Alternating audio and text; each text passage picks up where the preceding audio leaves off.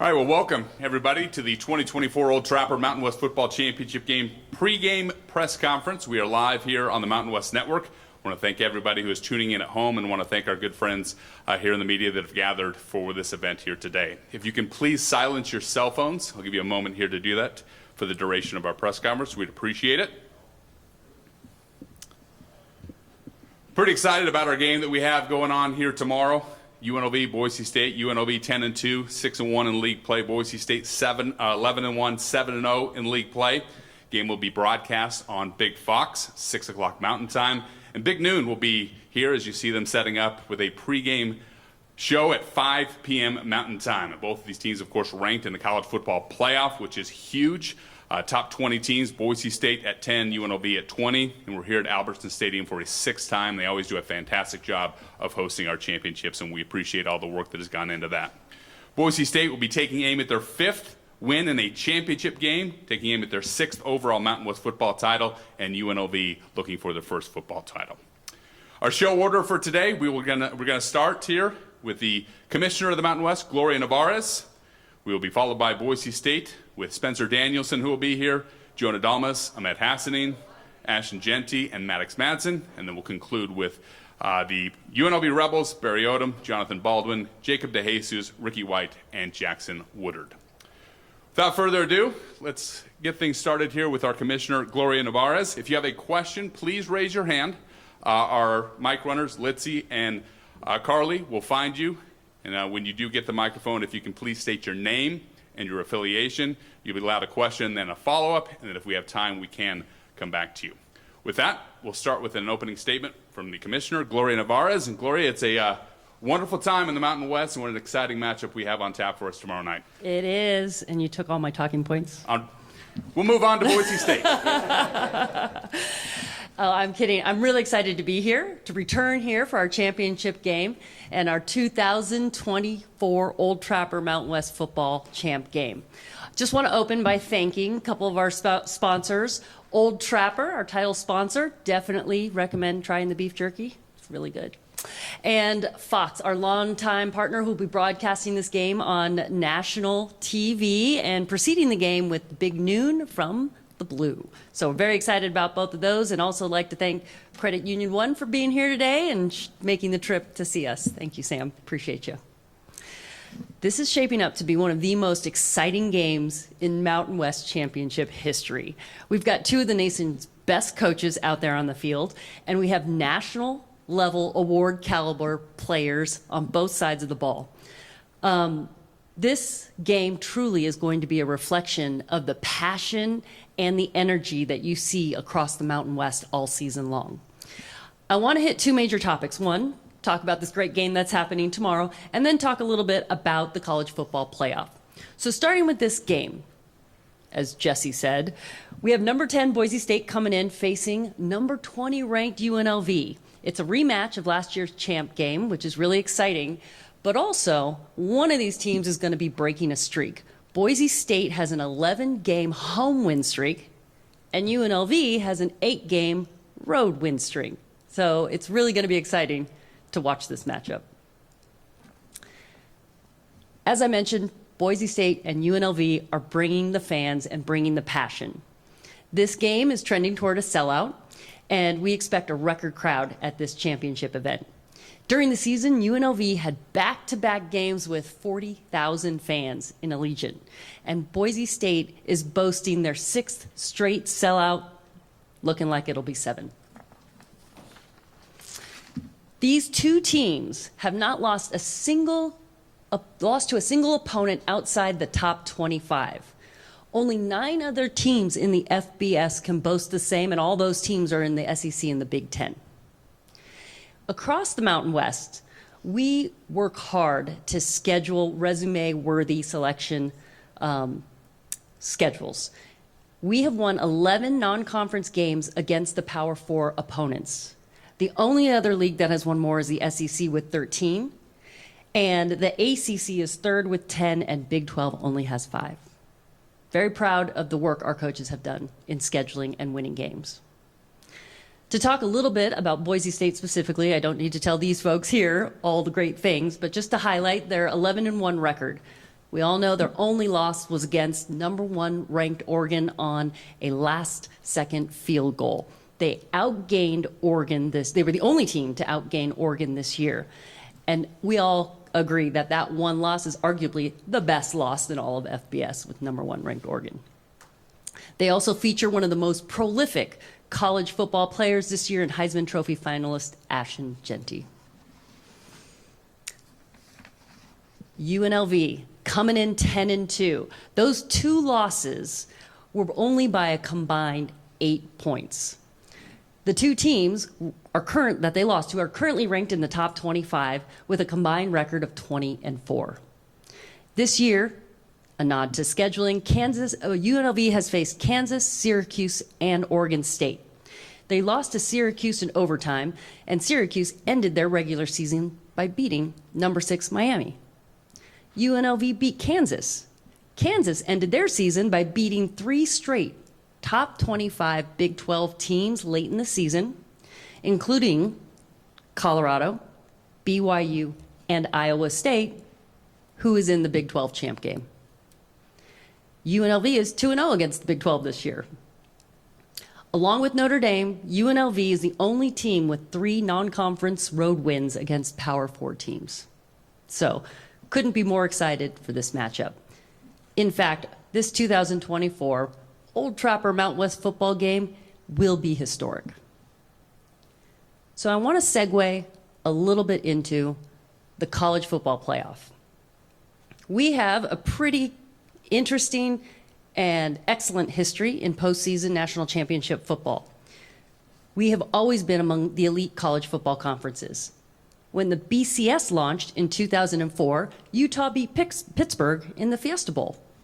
In 2014, when the CFP launched, Boise State beat Arizona in a New Year's Six game, again in the Fiesta Bowl. And this year, we will have a team in the expanded football playoff, which is really, really exciting. Not only that, that team, whoever they are, deserves a bye. Let me take a step back. CFP fans demanded a national championship, and we created one after a lot of work. It has been great for college football. It has been great for all the student athletes across the 134 FBS programs, and has brought a heightened attention and excitement to the last few weeks of our conference play and all of our conference tournaments. One of the founding principles when we created the CFP was to retain relevance to the regular season play as well as conference championships, which is why we have the system we have today. The top 5 conference champions get automatic qualifications into the field. The other 7 teams are selected by the committee based on their body of work this season. In that field, 4 of those 5 champions get a bye based on their ranking. The idea that byes should be awarded based on anything other than their performance and ranking is unacceptable. We feel strongly the Mountain West champion, whoever wins, based on their body of work this season, will deserve a bye. If Boise State wins, the committee has already acknowledged that they are a 4 seed, and they would have defeated a number 20 UNLV. And depending on what happens out there in other champ games, they could be a 3 seed. If UNLV wins, they would have defeated a number 10 ranked Boise State on the road. Again, reiterating, Boise State has an 11-game home win streak. This is a much stronger performance than the winner of a Big 12 championship, which features 15 versus 16 ranked teams. In addition, with regard to the CFP and the future format, there's been a lot of chatter out there about multiple AQs or automatic byes. All those arguments are based on historic performance or brand and are just fundamentally wrong. After the 5 AQs, participation in the field should be based on body of work in the current season. Each team needs to schedule and perform on the field.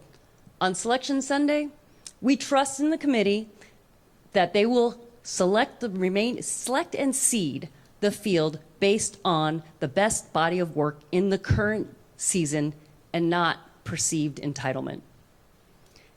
Thank you again for being here. It's great to see everyone. I'm happy to answer any questions.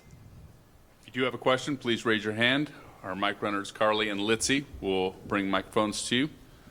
We'll start down here in front. And again, if you could state your name, affiliation, and you can have a question and a follow-up, we can come back to you if time permits. Hey, Gloria. Sean Goodwin, Idaho Statesman. You kind of touched on it there, but I'm sure you heard Big 12 Commissioner Brett Yormark's comments. Big 12 championship year of a group of five, no matter what. Just curious if you have, a comment specifically to what he said yesterday. I think I covered it in my remarks. The rankings and the body of work of both these teams, regardless of the outcome, I think are meritorious of inclusion and a bye. Love the accent, by the way. Chatra with the Associated Press. Excuse me. I was wondering if you could talk a little bit about the House settlement and how you feel like it's going to affect your schools and the college athletic landscape at large. Yeah, that certainly is one of the hot topics out there. And, we are not a defendant on the House litigation, so I'm not in the room as these are developing. Certainly our role is to keep our members informed as it develops. But I do think that it has certainly changed the trajectory of college athletics. And every school in the Mountain West has expressed that we are in.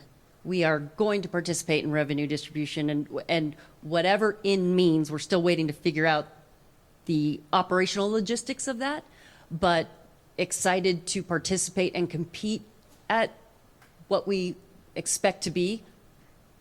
Sorry, let me rephrase that. We expect to compete and fund those programs relative to our schools' budgets and competitive success.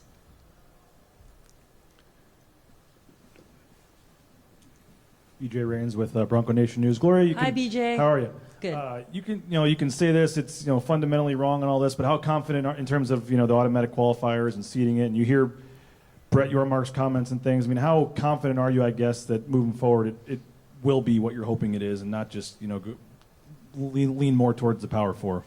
Here's the thing. We have an expanded national championship, which is great. It's created an excitement. It's created commissioners up in front of microphones talking about it, and that is good for the sport of football. Whatever the committee decides, half of us are going to be excited, half of us are going to be upset. But that's the way it breaks, and that's why March Madness is so great.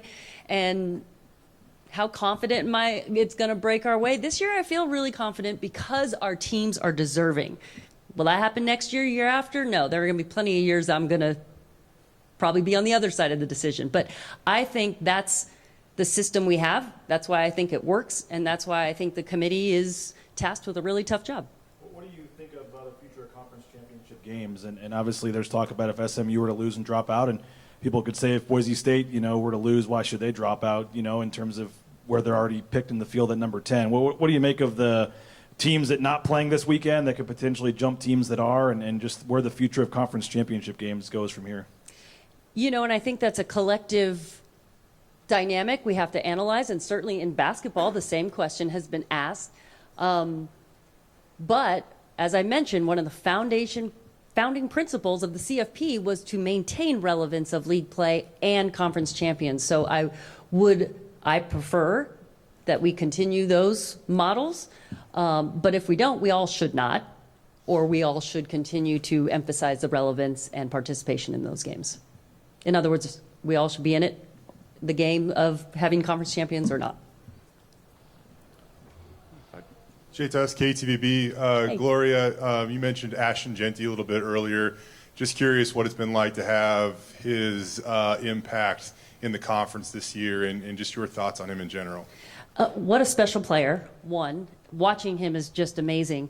And having such a high profile early on and maintaining it throughout the season, that too is also very special. A lot of times you see names start high and maybe disappear, or vice versa. They come to their own in the end of the season. He has just been a stalwart through the entire thing, and really has raised the profile of everything that is happening at Boise State and in the Mountain West. Just to follow up on that, to have him on national television, prime time tomorrow. How does that help the visibility of the Mountain West in terms of people wanting to watch it? And then do you think he should win the Heisman Trophy this year, for that matter? Of course, I absolutely think he should win the Heisman. And again, to your point, being on a national carrier like Fox, having that exposure, and being the championship game that folks are watching because of the impact on CFP selection is such an important part about having the expanded playoff.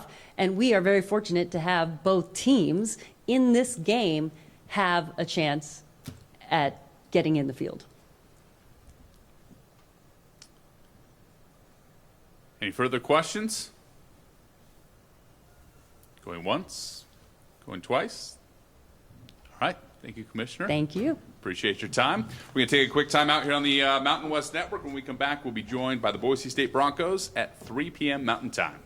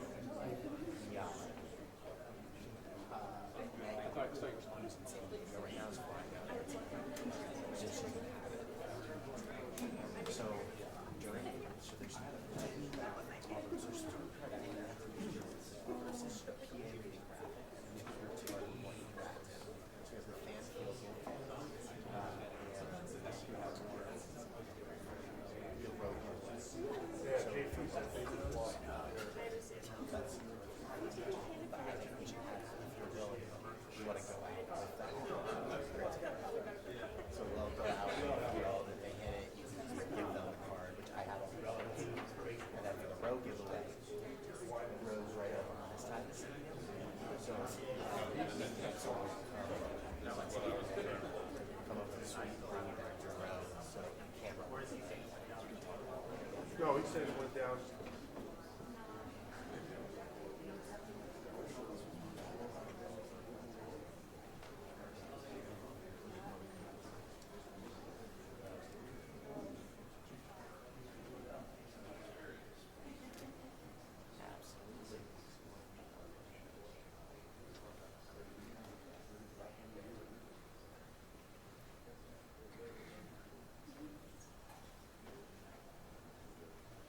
Except for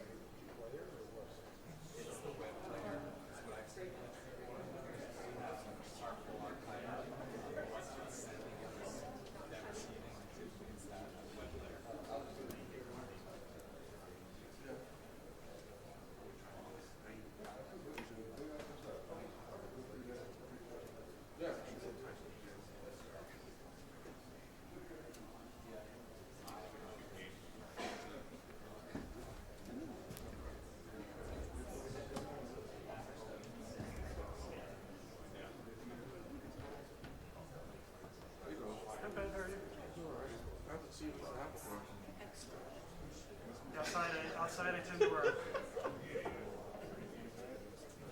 happens when you have no protection from the sun. It happened for many years.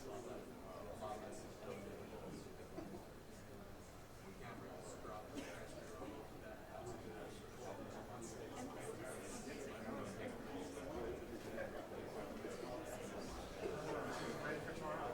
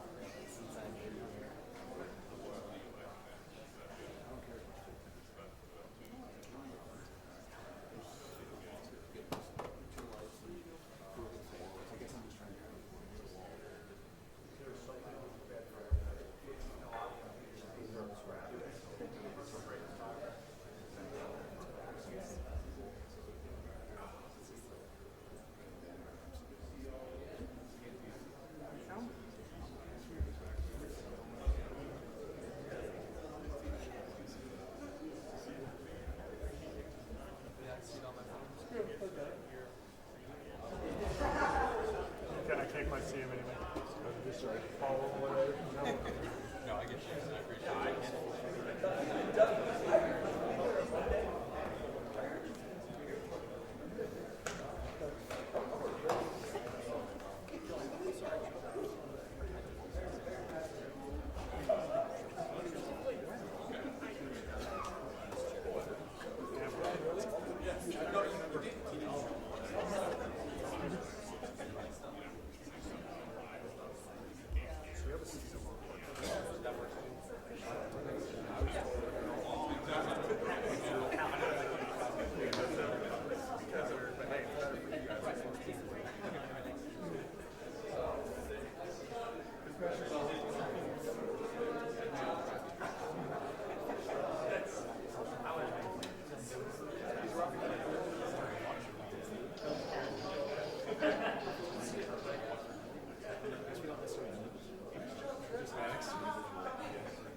Something.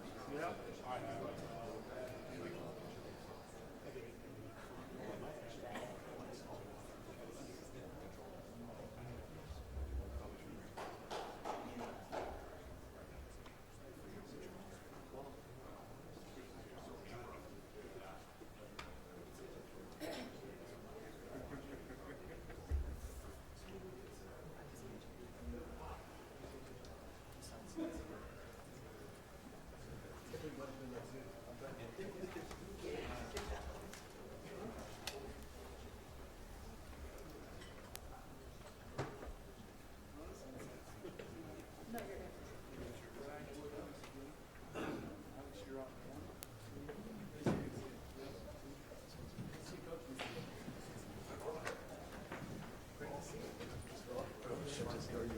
How are you? Good. Good.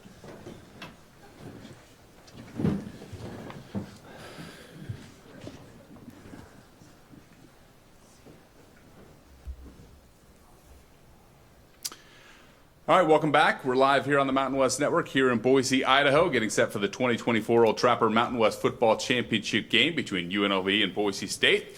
Now joined here by the Boise State Broncos, who are in their 8th conference title game since 2014. This is tied with Clemson for the most of any FBS program in that span. They have a tremendous home field advantage, as the commissioner spoke about, 11-game win streak currently here on the Blue. Joined on stage here by the Broncos, head coach Spencer Danielson, place kicker Jonah Dalmas, Ahmed Hassanin, Ashton Genty, and Maddox Madsen. If you have a question, you can, again, raise your hand. Our mic runners will find you. State your name and affiliation, if you would not mind, for the broadcast. And we'll have a question and a follow-up question from each and come back around to you if we do have time. We'll start here with a opening statement from the head coach, Spencer Danielson. Well, guys, appreciate you guys taking time to be here. Thank you, Jesus, for another day of life and this opportunity, man. It's so blessed to be here, so proud of what these guys have done, but the job's not finished, and excited to get this championship back on the blue. Last time we played here on the blue, it didn't go our way, and we've learned a lot over the past year, days, weeks, months since that time, and I'm proud of our guys getting an opportunity to go defend the blue tomorrow. But, we got a ton of respect for Barry Odom and his staff, his players. Can't wait to see him tomorrow. We know it's going to be a great game, and proud of the way our guys have worked to this point. I mean, there's been so much talk preseason to now, and having us versus UNLV in the championship's an awesome game, awesome time for college football, and excited for our guys to go cut it loose. Questions from the room here?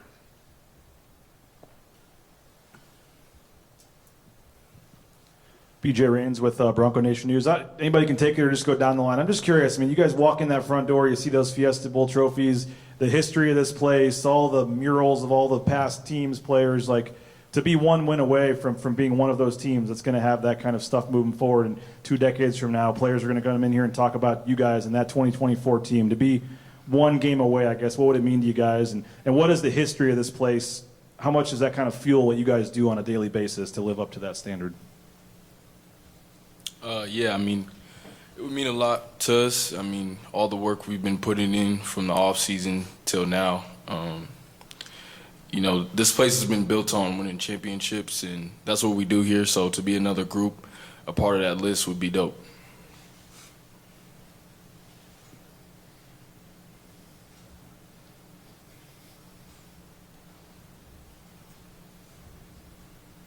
Here in front to the right. John Worcester, Idaho Press. Jonah, you grew up watching this program. You're from this area. You know the history. What would it mean to you personally to kind of leave your mark and do something that's never been done here before? Yeah, no, it's been awesome to see this place grow over the years, and it's just a testament to Boise State, because you see a lot of guys that have come in, have made this program better than what they found it to be, and a lot of blood, sweat, and tears that go into this program, and it's been awesome to see it grow over the years, like I mentioned, and to be able to leave that legacy would be awesome. But it's just a testament to this team and how we work and how we do everything for each other. Spencer, these fans for years have just been wanting a chance. That's all they've wanted, and now they get it. Just what's the excitement you feel like around this town right now? Yeah, it's awesome. I mean, Bronco Nation, second to none. And I've talked about this before. I mean, they're not at the game. They are in the game with us. I mean, that's what you feel like, not only during the game, but throughout the week. I mean, this is a fan base that loves their teams, supports them now and for decades. And it's so special. And I got a lot of texts after winning last week from a bunch of supporters, bunch of fans. And it was like, man, congrats on the regular season, but just make sure those guys know, the job's not finished. And it's like, I smile because I'm like, you don't know this team then. Like, this is a group of guys that's all they're thinking about is finishing what we start, and being able to do it in front of our fans that support us through the hard times, the good times. They're there for us. We know they're going to pack out the blue tomorrow. Excited to do it in front of them. Stay down in front. Jason Chatro with the Associated Press. This is for the players. You guys have been here through a major change, coaching staff change, and some of the kind of turmoil, I guess, that you guys have dealt with in the middle of that. Can you talk a little bit about what it is that Coach Danielson's brought to the program that's been the difference maker? I mean, the secret ingredient or whatever that's turned the program from where you guys were, middle of last year to how you guys have been performing over since that point. I'd say for me, what I see that he's brought to this program is just love. He truly cares about us, and it's deeper than football. He cares about the men that will grow to be someday, and he puts a lot into this team each and every single day. We know what we're going to get from him every day. He pushes us to be great men playing football, but not only that, but great men off the field. Yeah, just to add on to that too. It's just one of those things where when you go through adversity, you have to adapt and overcome, and that's what ultimately makes a team stronger. As we all come together and we all do it for each other. And so this is a player-led team. We all love each other, and Coach D, he brings that love and passion for the game every single day, and that's what motivates us to be the best that we possibly can be. Yeah, I'll add to this question too. I mean, towards the end of last year, those last 3 games with Coach D, I was able to kind of just sit back and watch, and I think you see everyone in this building has a smile. I think that's the biggest thing. Coach D always brings a smile to this building, and that's extremely contagious. Especially if you're gonna go places where everyone wants to, there's got to be a joy of this game, and that's what's found in this building. Yeah, I'll add that too. Like, he did so much into my life that I'm so grateful for. He brought God into my life. I did not know God until I came to Boise State and I talked to Coach D, and we were sitting at the dinner table. I mean, we were talking about it, and he's explaining the story. He just brings so much love and so much energy that it's like you can feed off of it. So I love that man. Big Test, KTVB. Ashton, this one's for you. 1 year ago today, you hit send on a tweet that kind of got Bronco Nation rather excited, reconfirming that you were going to stay at Boise State. As you reflect back 1 year later, just what stands out to you about your decision?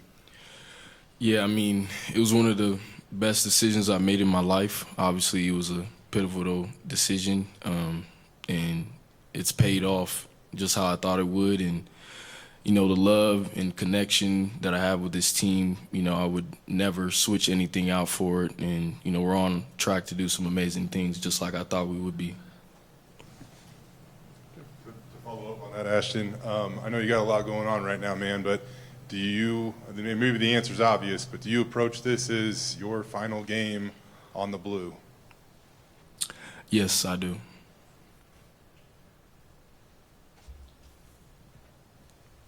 Las Vegas Journal. Spencer, can you talk, is there an onus to over-adjust when you already played someone? Like, how much focus do you put on that first game?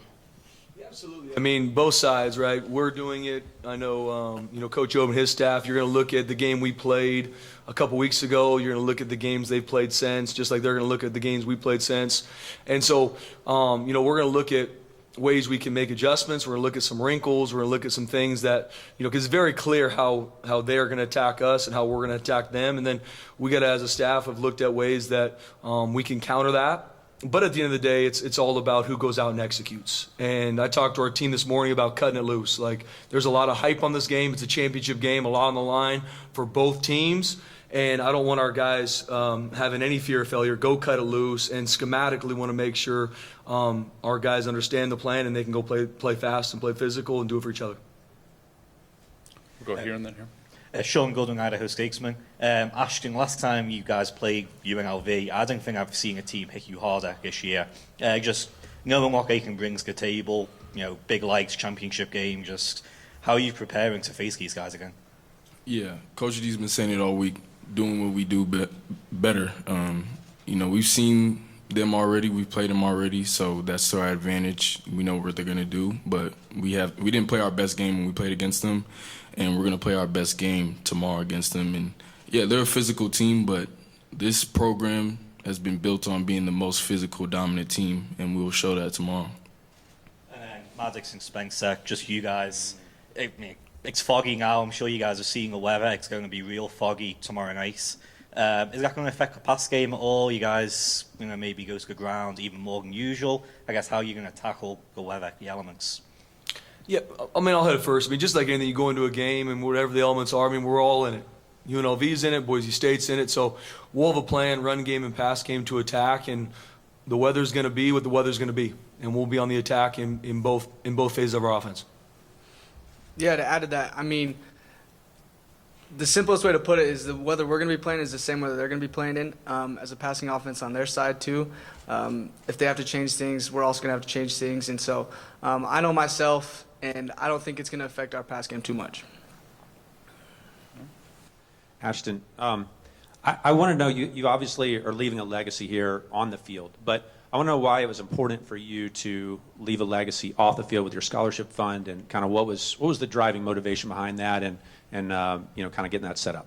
Yeah, I know how much being in college has impacted me and helped me grow as a person. So to be able to give back to the community is amazing, and I think it's just really important to realize like how much the game of football gives to athletes, especially myself. So to be able to give that back to the younger generation or even people my age is a big deal. And also, as far as tomorrow goes, you guys have this stage to yourself. As far as this game goes, and obviously we have the Heisman Trophy, coming up, and you're candidates for it. What is your statement on that? Do you feel like you deserve it? And if so, kind of what's your position on that? Yeah, I mean, I feel like I am the best player in the country. I've put that, on notice every single week. And it's just the same thing. I take it week by week. And if I'm picked to win, then I will win. But my focus right now is going out and, playing my best football for my teammates, coaches, and winning a championship. Spencer, you talked about your relationship with Coach Pete and some of the former coaches here. I asked the players earlier, but just for you, to be a part of this tradition and history, and to be able to maybe add to that with a win tomorrow night, what would that mean for the team and for you when you come in the office? I mean, the reminders you get of just the history of this program the last 30, 40, 50 years, what kind of comes to mind? And like I said, trying to add this team, to that legacy. Yeah, BJ, man, that's a great question. Boise State has been built on, decades of people way before I ever got here, the success, the blue collar, the hard work, when even a lot of Boise State football is unknown. And then as they continued to have success, more and more people found out about them, from the 07 Fiesta Bowl and so on. And, I'm a product of being surrounded by amazing players, amazing coaches in the building now. And I've been open about, me and Coach Pete's relationship, how impactful he is in my life. Dirk Cutter's 2 doors down from me in the office. I pick his brain all the time. He was the head coach here, pushed the standard forward. And so for me with our team, it's this game. Yes, there's going to be legacy that's created from it, but I'm all focused on this game, and I do believe it's all about our process. I've been asked even, are you going to do anything different tonight because it's a championship game? It's like, no. It's a championship game, but I believe in our process over perfection, and us doing us better than we've ever done before is our focus. And then after the game, looking back on it, BJ, to see what comes from this and the legacy that's left. But our focus is on tomorrow night and our team cutting it loose, playing their best. I'm proud of what our team's done to this point. The job's not done. I'm excited to play our best football tomorrow. Back right. Yeah, Brandon Sullivan, Scripps Sports. Coaches, for you, can you just talk personally what this means to you, not just where you are at right now in the season, seeing these guys, how far they've come, and what it means to you to be in this situation with all this on the line. You got all this, there's a whole bunch of noise, and you got to phase it all out. But when it comes down to it, what does this mean to you personally to be in this situation right now? Yeah, I mean, I'm so thankful. I mean, and I've been open about this. I really do believe the only reason I'm the head coach at Boise State is that Jesus put me in that seat to develop people. And yes, there's a scoreboard in regards to football, but the one that matters to me is developing young men for life. And I'm so blessed to be in that seat to do that. And with tomorrow night, all the hype on that game, I mean, our players have talked about it before. I mean, we've been playing playoff mentality football since game one. And that's the awesome part about college football and where it is now is every week was our biggest game of the season. And then once that game was over, the next team and the next game was the biggest game of the season because the next one. And yes, it's a championship game. Yes, there's a lot of hype and a lot on it, and that's awesome. Embrace that, but it's also another game. I'm excited for our guys to go cut it loose tomorrow and do what we do, just make sure we find a way to continue to grow week to week and do it better. But I also want our guys to enjoy all these moments. There's going to be a lot of players where it's their last game on the blue tomorrow, and I want them to embrace it. Don't go out there anxious. Don't go out there with any fear. Go cut it loose with your teammates and enjoy that moment as you do it. And then real quick, I want to ask you about Matt Miller. I covered him in high school back in Montana. Thank you. I'm still recovering.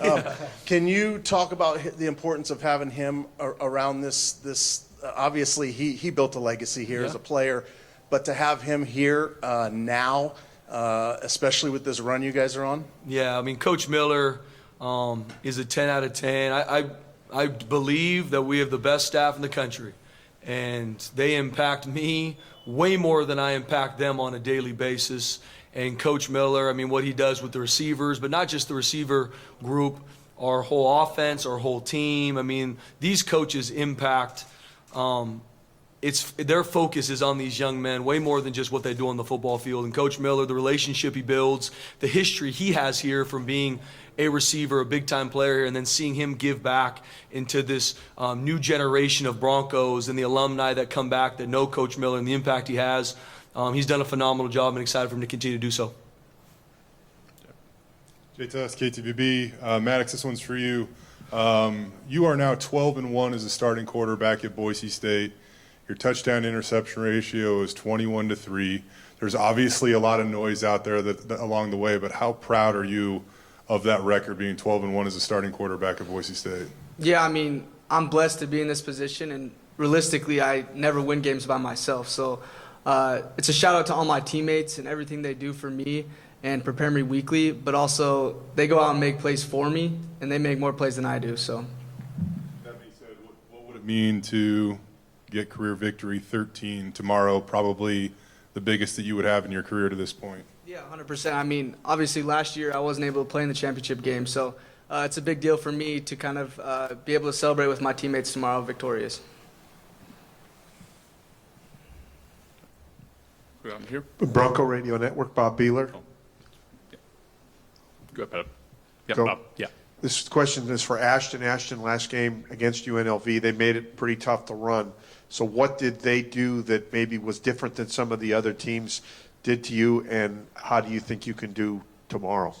Yeah, I mean, they pressured, they, twisted with the D-line, and I think really just for us, it was, IDing the fronts and the run game and just hitting our pitches. So we didn't do a great job at doing that, and, usually runs that, we'd break, and I slipped on a run. So if we just do what we do better, then we'll be able to, execute in the run game. Kind of a similar question for Ahmed. What did you notice in UNLV's offensive attack that gave you guys some trouble last week, and what do you think you need to do to be strong tomorrow? I mean, they're a very talented group. Everybody has to do our job. Everybody have to fit their gaps, do their 111. And other than that, just fly around and cut it loose and play free and just go out there and make plays. Sean Golding, Idaho Statesman. Spencer, just, all the talk around the CFP, and you've got teams in, SEC and Big Ten, 2-3 lost teams, and get complaining about maybe not being ranked as high. For you guys, it feels like, one loss and it feels like you're out. It's playoff mode all season. Just how tough is it to every single game feels like a playoff for you guys? Because for whatever reason, one loss and it feels like you're out. Yeah, it's a good question. You're always battling the outside noise. And, last year there were some things we were battling that was negative about this program and things that happened here. This year there's a lot of positives, but either one can distract you. And the quickest way to get caught is to lose focus and be distracted. And that's something we've been battling from the offseason through game 1 to game 2 and so on and so forth. And our players have done a good job. Always ways we can learn and grow, starting with me in regards to focusing on what you control, our process. And so no different coming to this game. I mean, I'm asked all the time, as I'm sure Coach Odom is as well, is, what do you think about this in the rank? It doesn't matter. No one's calling me. I'm not a voter. All I control is making sure we get our team prepped and our process is on point and we go play our best week to week. And I'm proud of our team working their tail off to do that. JTS, KTVB, Ahmed, it was either before or after senior day. You said that you weren't really focused on it being your final game on the blue because you still knew you had one more game on the blue. So if anybody that knows you knows you're fairly emotional. So where are your emotions at right now as we have ticked down to what has to be, your final game on the blue?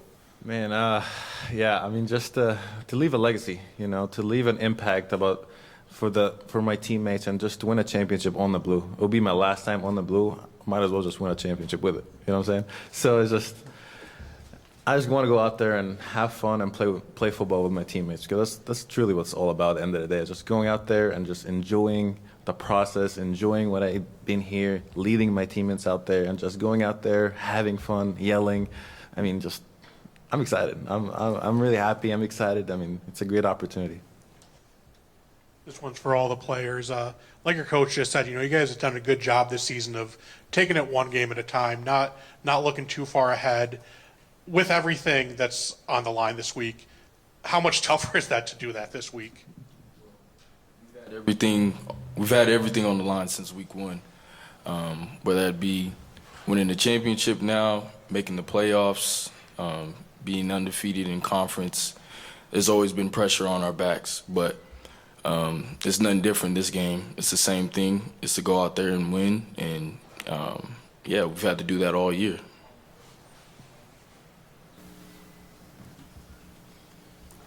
Question 2 for you. First off, happy birthday. How'd you celebrate it? Thank you. But my roommates, they took me out to dinner at Ruth Chris, so that was cool. Got me a little cowboy ribeye steak. Why was that the dinner of choice? And obviously you're really close with your roommates, so how special is that moment as again, kind of ticking down to your final days with them as your roommate, for that matter? Yeah, I always, take them out, treat them out to food, cook for them. So it was the least they could do, really. But nah, it was cool that they, did that, because like you said, not much time left living together. I mean, they talk about it every week, but, just a real close relationship we have. So your roommates treated you. One of your offensive linemen said that you might have treated them this week. Is that true? And if so, what did you guys do? Yeah, we took a little trip down to Barbacoa, so it was. You ain't blocked no 3 texts, Mad Dog, so I couldn't invite you. But nah, it was a good time, and just to show my appreciation for them. You don't get 2,000 rushing yards by yourself. They did a great job all year blocking for me and opening up holes, and I couldn't do it without them. And yeah, I just really appreciate them. So I didn't appreciate how much the bill was, but it was a good time. So I believe some players walked in. I saw some eye shifts. I mean, if you're going to make a statement, if there's a statement towards UNLV, are you guys going to play your hardest, or is the statement going to be said out on the field tomorrow? We're not the type to talk too much. We just show it with our play on the field, so you'll see tomorrow. Any further questions? Oh, down here in front here. Green Review Journal. Spencer, Ashton talked about this, but what do you remember most from that first game on how they either attacked or how they defended? They have good special teams. Ricky White's got like 4 blocks. I'm sure you're aware of that, but what can turn this either way tomorrow? Yeah, and I've been open about this. I mean, I got a ton of respect for Coach Odom, his staff, the players they've got there in all 3 phases. I mean, you look at them in all 3 phases, O, D, and special teams. Not only do they have really good schematics, I mean, they've got players that make plays, that play hard, they do it together. And we knew going into that first game it was going to be a heavyweight fight, and it was. And we know tomorrow is going to be no different. Ton of respect on both sides. And not going into full detail, but it's, like I said, in all 3 phases, they had a great plan to attack us, and it was a back-and-forth battle, and that's what it is in a heavyweight fight. And I know tomorrow is going to be no different. Got one further question here, and then we'll make this the last one before we turn our attention to UNLV. Might be a dumb question, but just trying to have a little fun here. We have our kind of bingo card when Spencer talks, with the Spencer Daniel-sisms, and the things that he likes to repeat. Do you guys have a favorite Spencer saying or a thing that he repeats often? Thank you, Jesus, for the victory. Yeah, it's a good one. It's true. He says it after every game, but he's like, this is our most important game, and then everybody's like, because it's the next one. Yep, say that a lot too. Reserve that. All right, with that, we'll turn the Broncos loose. Best of luck to you, fellas. Thank you. All right, that's the Boise State Thanks, Broncos. guys. God bless you. We'll be back here on the Mountain West Network in a matter of minutes with the UNLV Rebels at 3:30 Mountain Time.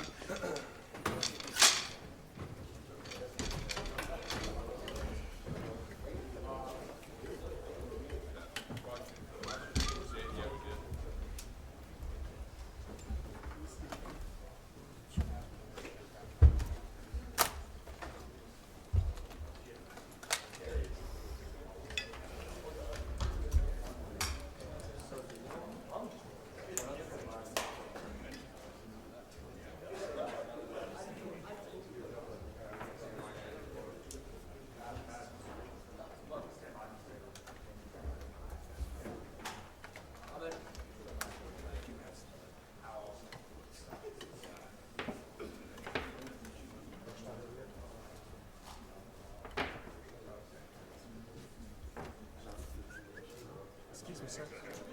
Matt?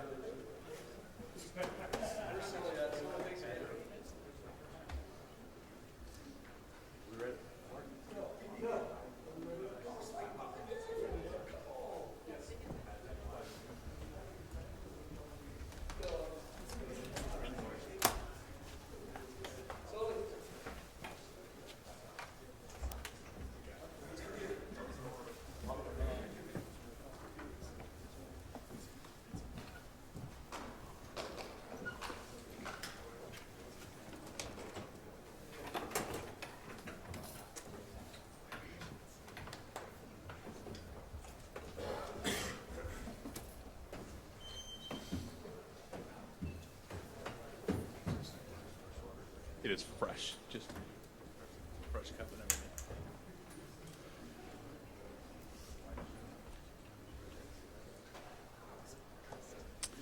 All right, welcome back to Boise, Idaho.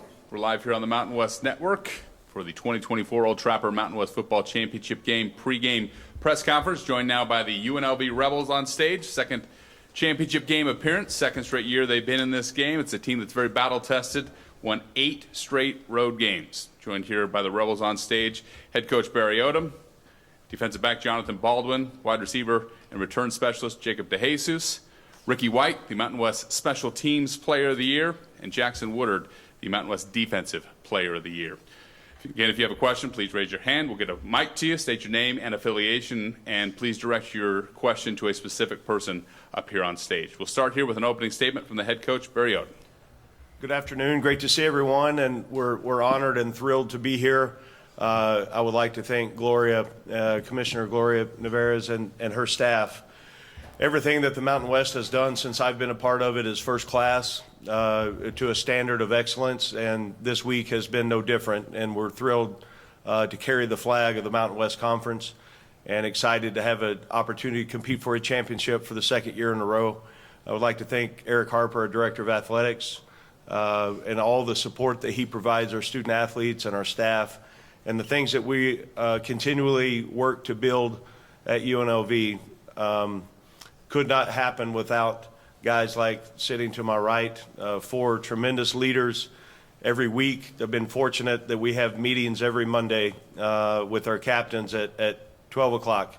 And sometimes they go short, sometimes a little bit longer, but I will look back on this year as some of my favorite moments of the entire year is that segment of time that I get to spend with these guys. And they're just an extension of what our team is. The way that this team has come together from game one until today, we believe we're playing our best ball. We're excited about how we're playing complementary football. We understand offensively, defensively, and kicking what we do well. And we're excited for the opportunity to go play Boise, which we feel like is a great team. We're excited about the matchup. Congratulations to Spencer and his team, again, in the run that they're making. And it'll be a great college game. It'll be a matchup of two really good football teams in a great environment, and we're excited to have the opportunity to go compete again for a championship and what doors that opens now in the national stage and scope of things. We're excited to be here. Thank you very much. Thank you, Coach. With that, we will take questions from the room. Start down right here in front. Sean Golding, Idaho Statesman. Coach Odom, you guys kept Ashton Jeanty to his lowest yards per game this season. Boise State, couple of starting offensive linemen back, but I guess how do you guys plan to replicate this guy and keep him to minimal yards? Do we have a translator in the room? I'm joking. Are you from Boise? No? England. I was close. You look at Ashton, and we feel like he's one of the premier, if not the best player in college football. And the way that they play, the way they find ways to feature him and run the ball, they're great up front. We understand the challenge. We understand the opportunity of that. We also know every time he touches the ball, he's got a chance for it to be a home run. So it takes great collective defense. You've got to have tremendous gap integrity. Once you get a chance to put your pads on or touch, you got to get him down, and then you got to populate the ball. So as soon as you relax and think that he's down, he ends up finding a way and finishing a run. So it'll be a tremendous challenge, one that our guys have worked really, really hard, not only just this week in the prior game that we played, but then also in the offseason on how we built our roster. A lot of it had to do with try to get in a position to be in this game, and then how can we go win a game of this magnitude. So there's been a lot of time and effort and sweat equity put into it. Our guys are excited about the opportunity. We understand that it's going to take all 11 guys and whoever's on the field to do a great job to try to contain and stop them. Yeah, all our teams have to face him twice. Jackson, just for you, what's it like to face a guy like Jeanty, and how are you prepping to go round two? Yeah, he's obviously an incredible player. But, I mean, we go to work every week. It's no different. We know that our coaches are going to put together a great game plan, which they have this week. Then it's, up to us to be gap sound and then wrap them up. Once you wrap them up, don't let it go. Go back, Jake. Jay Tuss, KTVB. Ricky, you're sitting next to, one of the best return guys in the country in Jacob, right? And yet you are the Mountain West Special Teams Player of the Year. Like, what does that honor mean to you in comparison to being a 1,000-yard receiver again and all that? First of all, it's a blessing, man. I want to thank each and every teammate, Without them guys, I wouldn't be able to accomplish this goal. We put so much pride into, doing our job, doing our 111, and man, this guy right here is a great player, and I want to be on the field anytime he's on the field, give him a chance to, change the momentum in the game, make a big play. So I'm thankful to be a part of this team, and, I can't wait to, go out there tomorrow and showcase our talents. Jacob, just to kind of follow that up, I mean, if you were going to not win the award this year, is there anybody else you'd rather have win it than, the guy sitting right next to you? Man, Rick has worked his butt off, and he deserves it, man. He's been, I don't know how many blocks he has, like 7 to 5. I don't know how many he has, but I know it's crazy, like being back there, I'm ready for the punt, and then you just hear that noise, and it's Rick again with another block, and those plays are monumental for us, as a team. If we could, rather me catching the ball and getting a big return, I think a block is even bigger. We have a chance to, scoop and score, get a touchdown, or get some great field position to put some extra points on the board. And Rick has been working hard with Coach Shebis, coming up with great game plans and chasing that hip, in order to get the block. And so he's been a phenomenal player, and he deserves it. BJ Rains with Bronco Nation News here in Boise. Coach, you guys undefeated on the road this season. Just your take on what have you guys done so well to play well on the road, and UNLV hasn't played here since 2016, so I don't think anybody on the roster has played a game in this stadium. Just a sellout crowd expected tomorrow. I mean, they're calling it maybe the biggest game in Boise State history, along with you guys too. I mean, just what do you expect from the atmosphere tomorrow night at 6:09, and why are you guys ready to handle something like this? Yeah, I think you look at the opportunity to compete, and we have adopted principles within our program. Doesn't matter if we're home, away, or in the parking lot. It's all about your preparation leading up until the moment of kickoff. And then from there, you get into the flow state of trying to play your best ball. And our guys, led by Jonathan and Jackson on defense, and then Ricky and Jacob on offense, and a collective group. We're an older, mature team. So you look at the opportunities in this environment. We know it'll be a great night for college football. We didn't get to decide where the game was, other than that's the way it's set up in our conference. So for us, it's the next opportunity. Any wasted thought or energy spent on worrying about the crowd or where we are, or the color of the turf, it's a wasted emotion that takes away from your preparation. So I think our guys have really understood what the preparation side is supposed to look like. And I challenged our team this morning, some of the younger guys in the program at our team meeting. We started on August 1st, and the way that this team has approached their preparation habits, I will use for the rest of my coaching career on it as the standard, because it's every single day. They have done exactly what if there is a book written on it, what it's supposed to look like. And these guys have bought in. John knows, can lead the back end along with a number of other guys on the back side in the secondary, and they go position by position. That we've got great leaders. And I think more than anything, they have adopted that mentality on what it's like, on the opportunities we have to go play, no matter home or away. And this is the next opportunity for this team, and we need to go play our best ball. And if we can do that, our guys will continue to set the standard on what it's supposed to look like. Callie Finn from the Las Vegas Review-Journal. Just a follow-up to that, he mentioned, obviously a lot of the players have never played here, and just along that line, there will be people who mention that UNLV hasn't beat Boise since 19 whenever, or hasn't won here since ever. Something that you've consistently said all season is that you don't want to be judged by anything that happened before you've arrived. I'm just curious if you can explain how that became such an important thing for you to just consistently remind people of. Well, I think you look at, and all respect to the past history of our program, good, bad, or ugly, these guys don't deserve to be judged on that. That's whatever we're judged on is what we've done from the day we started until today. And then tomorrow will be another opportunity to write another story. So you look at, people want to, is it motivation? I don't know. It's the next opportunity for us. So, it's a good thing we get to line up and play the game, and we just don't go on, what's happened the last few times that UNLV has played here. So all that, again, is, you respect the past, you understand that, and you make sure that you understand the history, but also that those things have no bearing on what's going to happen tomorrow night. Absolutely zero. So what's going to play out tomorrow is who is prepared the best, and then game day execution on who can play a clean game, who can make the most plays, and the details that go into playing winning football and winning habits. So our guys understand that, and again, it's led by a strong group of not only captains but leadership within the team about just opportunities and continuing to create opportunities for our team. Bob Beeler, Bronco Radio Network. My question is for Jonathan. Trying to defend Ashton Genty, you guys had some pretty good success. What did you think you guys were able to do last time? And then do you think it'll be a help having played him earlier in the season? Yes, sir.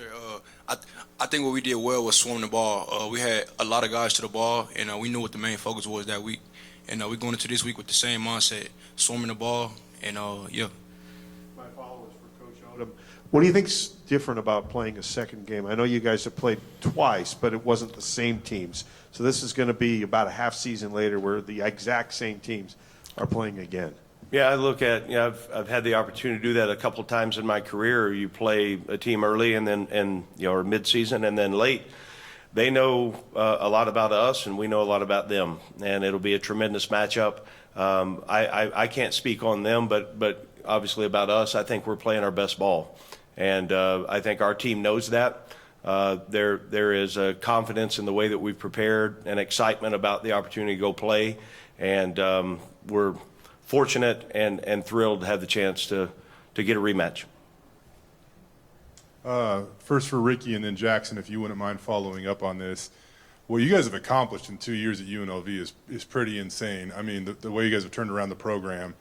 So the fact you get a rematch with Boise State on the blue, is there any other opportunity, any other way that you would want this to play out than the opportunity you get to cap your careers and your legacy tomorrow against the Broncos on the blue?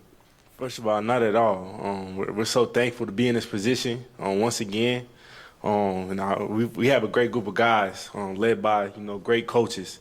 They do a great job of just preparing us each week, and we go out and execute the game plan. So we're all thankful. We can't wait to get out there tomorrow and just play our ball, play our brand of ball. This is exactly where we wanted to be. It's what we said starting last January. We want to be in the championship. It's what we worked for.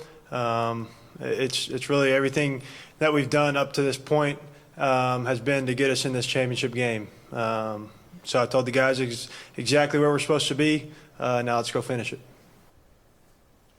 Ryan Gilder, Scarlet and Gray, Free Press. Questions for Jackson. Going into this game last time, Genty had a good game, but you guys did a good job stopping him. But Madsen was able to extend plays too many times, and he ran one for almost 50 yards. What's the importance in this game to limit the amount of times that Madsen's able to extend plays? Yeah, he's a good player. And he's going to make plays, and it's like you said, it's our job to contain him. And that just comes down to executing the game plan, being gap sound. And our guys have done a really good job this week of practice, being very disciplined. And so we're going to be ready for whatever they have. Wilma Villicana with Fox 5. I have a question for each player. We talk about the championship habits this week. We're 24 hours away from kickoff. What have you seen from your guys this week in practice and getting the job done tomorrow? Yeah, we've seen championship habits. Everyone's doing more. Everyone's doing exactly what they need to do to win this game, and we're excited to go play. I would definitely say just being focused, locked in, doing the little extra, like Jackson said, championship habit, that's what we've been locked in on. I would say this week in practice, you could feel the energy, was different. I mean, we bring it and we're locked in every week, but, just championship week, I feel like everybody was just a little bit more bought in, had a little bit more energy in practice, had a little bit more attention to detail, had a little bit more discipline. And so I think this group is ready to go. Like Rick said, we have a great group of guys who are all locked in, and that's what I've just seen. Yes, I saw championship habits as well. We've been on those habits all season long, so I didn't really see that big of a change in our team because we've been focused on this moment since the beginning of the season. So, yeah, just like Jackson said, championship habits. Jason Chatra with the Associated Press. Coach, you seemed pretty distraught last time after the Boise State loss. What does it mean to you to get another chance, in the same season, which isn't really typical? And what do you feel like you guys are going to have to do differently this time to get a win? Well, I think anytime as a competitor you step into the arena and you come up short, when you've really invested the things that have invested in it as a player, as a leader of our players, I felt like that we came up short, and I hated it for them. So, distraught is a powerful word, but that's probably pretty accurate. But I knew at that point that if we wanted to get back into this game, number one, we had to go run the table. Number two, we were going to probably have to have some help. By the grace of God, that worked out. And our team stayed stoic in their nature and their approach. They stayed on the mission. They used it as motivation. And then you look at, now the opportunity tomorrow night in Boise, Idaho, two of the best teams in college football are squaring off to play. And we're thrilled to be a part of it.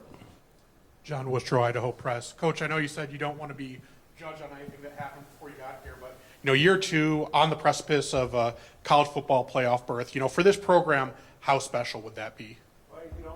A number of things go into what I envisioned about our program, and a lot of it has to do with conversations that Eric Harper, our director of athletics, and I had looking at the job. We talked a lot early about hope, vision, and belief, and then the process of what it takes to get there.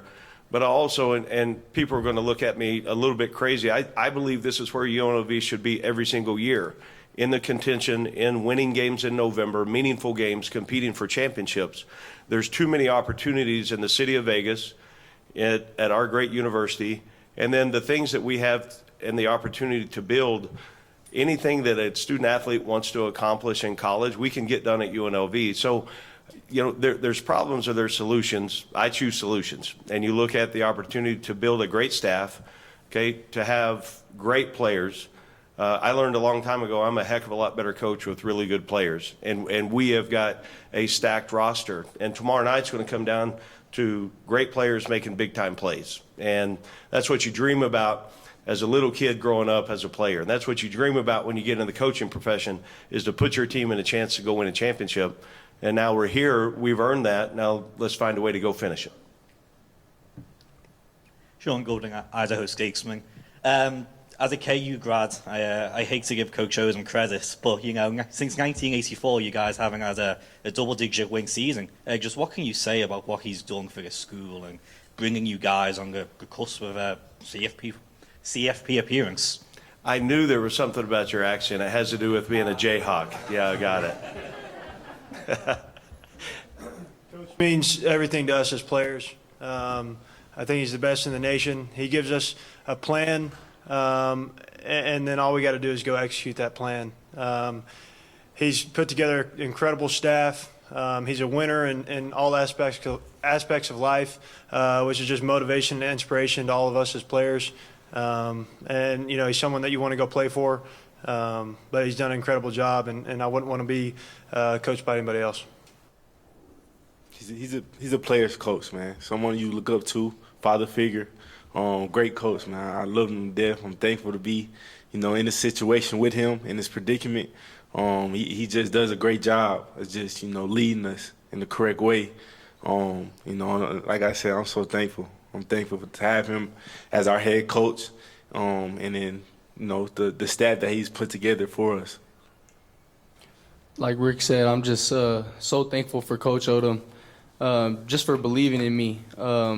He was the only coach that offered me a full-ride scholarship coming out of junior college, my only one, and so I'm just so thankful for him, and he's just done an incredible job with the program, turning it around in, like you just said, 2 years.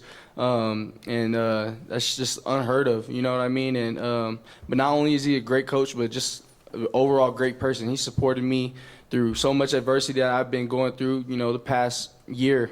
And he's just always been there for me. Him, the whole coaching staff, the whole organization at UNLV has just been there. But it starts through him, and he's just an incredible coach, and I'm so thankful to be a part of this team. I'm also thankful as well. He came in and he got everybody to buy in to all of his winning habits, all of his winning mindset, and everybody came in and bought in, and it got us here today. Jay Tuss, KTVB. Ricky, I know you got like 2,600 receiving yards over the last 2 years, but if you do look at your last two games against Boise State, they haven't probably met your standards statistically, I would assume. So what have they kind of done effectively against you? And then how do you plan to combat that tomorrow? Really double team. I get a lot of over top of the coverage, safety wise. But like we put together a great plan this week. It comes down to executing at the end of the day. I feel like we have a good plan on offense. We have a lot of playmakers, not just me on the offensive side, in which we have a chance to bring a lot of momentum to the game. And man, it's gonna be exciting to be out there and just play alongside of my brothers. Jackson, I'll ask one more for you. I know you've kind of touched on Ashton so far, but like, what is the challenge here? How much do you think about, have you thought about him this last week? Like, how do you have to, how precise do you have to be, you personally tomorrow? Because I don't know, there's a better linebacker, running back matchup that we'll see in college football this year than you versus Ashton Jeanty. Yeah, I mean, I said it earlier. He's an incredible player. And with somebody like that, you got to be perfect. But going into the game plan, I don't think about one person. I think about the offense as a whole. I look at their scheme, watch film, figure out exactly what my job is on each play. And then, like I said, I got to be perfect. When I tackle them, I got to make sure I get them on the ground. Callie Finn, Las Vegas Review-Journal. Coach Odom, a lot of talk about just how well these teams know one another. Saw you talking to Spencer Danielson over there by the trophy. How familiar are you two with one another? Not any more than in the conference meetings we have. There's been communication throughout the year that a number of head coaches have, either after big wins or some things during the season. But got a lot of respect for him. Has done a great job with this program, and I've got respect for the way that his team plays. And I look at the things he's been able to accomplish since he became the head coach, and I've admired what he has done. Any further questions? If not, we'll cut you guys loose. Congratulations on getting here to the Rebels, and good luck tomorrow night. Thank you. You bet. Make sure you join us tomorrow for the championship football game, the Old Trapper Mountain West Football Championship game. Will be broadcast on Fox, 6 p.m. Mountain Time, big noon. Again, we'll have the pregame show at 5 o'clock. Again, thank you for the gathered media and your interest in the Mountain West, and we'll see you on Championship Friday night.